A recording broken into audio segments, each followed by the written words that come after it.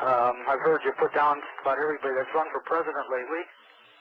Who should we be looking at for the next election? Nobody that they offer you. See, you don't have a choice. You don't choose who runs, and you think that if you elect one or the other, that you're going to get a good choice. I'm telling you, it doesn't matter who you elect if the people didn't choose them, and the people never do. Not only that, but there's a misconception in this country. You think your vote counts. Your vote doesn't count. The president is elected by the Electoral College, not the popular vote. What are we going to do? Well, we've got to wake up, number one. The biggest goal, the biggest task that we have in front of us is to educate the millions of sheeple that inhabit this country and the world. It's not just us that's in danger, it's the entire world. The New World Order will be a totalitarian socialist government. A benevolent despotism is what those at the top call it. I don't even understand that. Most people don't. I don't even understand that. So what do you suggest we do? Well, just sit back and... No, don't sit back. You need to... AK-47 and... No. You should have something on hand in case everything falls apart to protect yourself, your family, and your community. But what I'm advocating is that if enough of us wake up, and really become responsible and understand really what's happening and how the system works and understand that this is not a democracy, it's a republic, and democracies never work, they always deteriorate into socialism, and then a dictator rises up and takes charge. And eventually, if democracy lasts that long, it destroys itself with immorality and licentiousness. Look at the old Roman Empire, which began as a democracy. Look at all the democracies that sprang up and tried to survive in the past. Look what happened to them. You see, when you have one man, one vote, the people basically are selfish. They're greedy. They always vote themselves everything that they can possibly get until there's nothing left and everything disintegrates. If you want to sit back and let it happen, well, that's your choice, but I'm not sitting back and letting it happen. I'm just one person just like you. Educate your family, educate your neighbors, educate your community. Take our country back. As a republic, become once again what we were intended to be. Of, for, and by the people means that we have to know everything that's happening in Washington all the time. We are supposed to be the arbiters of our own fate. We must be the watchdogs of our government. We began as sovereign kings in our own right when this country was formed, and the government was our chattel servant. We are quickly becoming the property of the government, which is becoming, once again, the Roman Empire.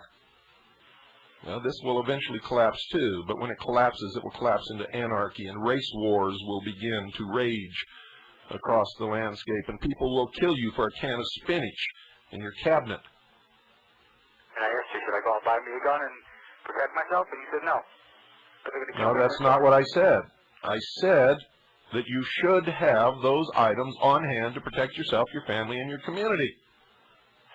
Didn't I? I should already have that stuff already bought. That's right. That's why our forefathers gave us the second article and amendment to the Constitution, was so that we could protect ourselves against a government should it become despotic and oppressive. And from It's coming. I believe it. It's coming. Yes, it is coming. Very fast. The purpose of this program is to wake the sheeple, empower the people, and try to save this nation and thus freedom for the world. You see, if we lose our Constitution and Bill of Rights, freedom will fall everywhere in the world that it exists. This is the only place in the world that has a chance to stave off socialism. Socialism has always destroyed everything that it has ever touched. It takes everything away from you, including your dignity and self-respect. And you reach a state of total dependency, where the government becomes your father and you become a helpless child. And you pretend to work, and they pretend to pay you. Is that what you want? You have a right to vote, but you are not mandated to vote. You don't have to vote if you don't want to. And not voting is a way of protesting. But if you'll look at how many people in this country have stopped voting, it's got to be the biggest protest in the history of the nation. People are saying, we don't believe in the system anymore. We don't believe you're going to represent us. We don't believe our vote counts. We believe it's a waste of time, and so we're not going to do it. We believe that the outcome is going to be the same whether we go and vote or whether we stay home and don't vote. And you know, folks, they're absolutely right when they think that. Absolutely correct. Only difference between Gore and G.W. Bush is Gore would have taken us there a lot faster, and Bush is going to slow us down so his buddies in the oil business can make tons of money before world socialism takes over. And if you don't believe it, you think I'm full of it. You know, I've never been wrong about this stuff yet. If you think I'm full of it, just stick. Good evening. You're on the air. Hello, Bill. Hello.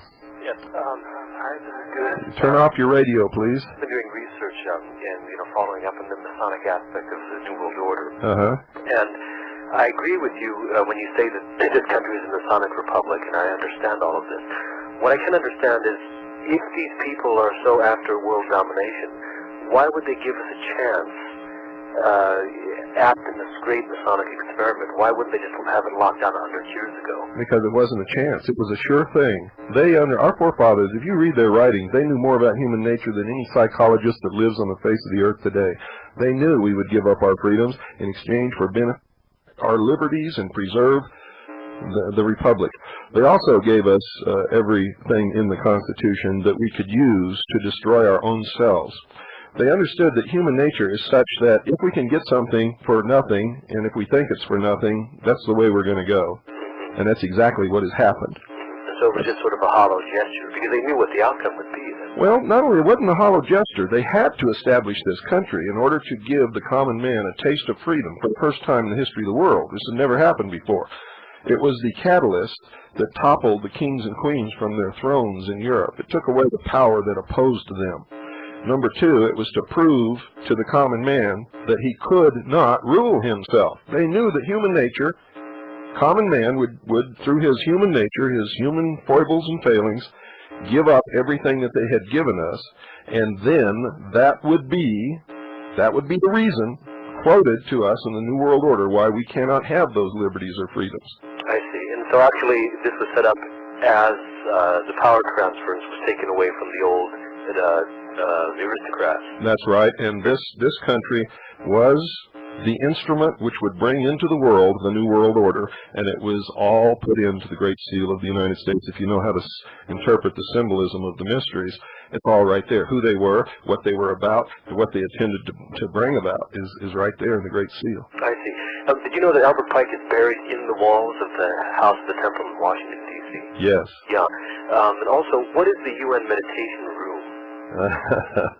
It is a place where those who understand the religion of the New World Order go to meditate and practice through symbology the religion right there in the United Nations. Okay, Bill. Well, thank you very much, Bill, and be careful. You're welcome. Thank you.